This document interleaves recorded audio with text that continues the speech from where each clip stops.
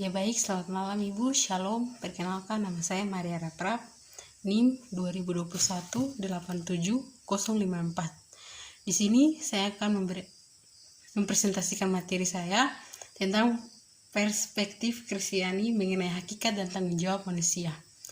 Manusia menurut ajaran Kristen. Manusia adalah ciptaan Tuhan yang paling sempurna. Manusia diciptakan segambar dan serupa dengan Allah.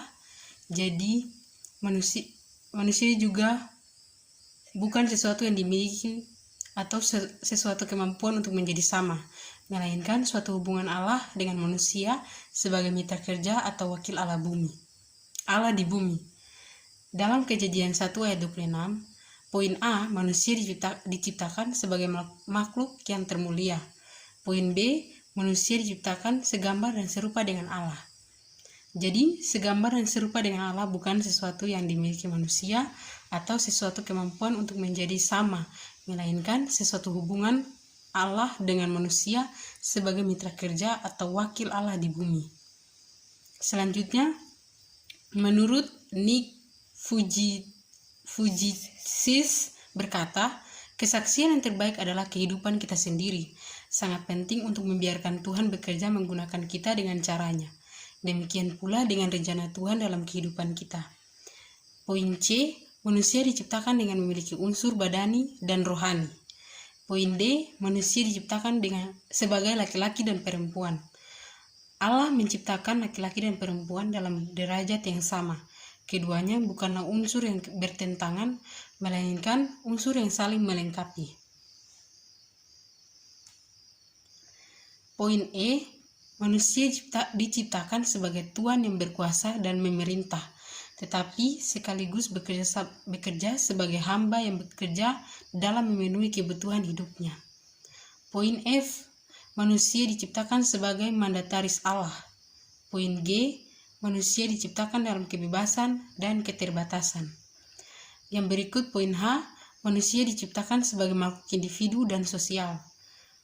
Poin I, manusia adalah orang-orang berdosa. Poin J, manusia adalah orang-orang yang telah diampuni. Poin K, manusia sebagai makhluk rasional dan berbudaya.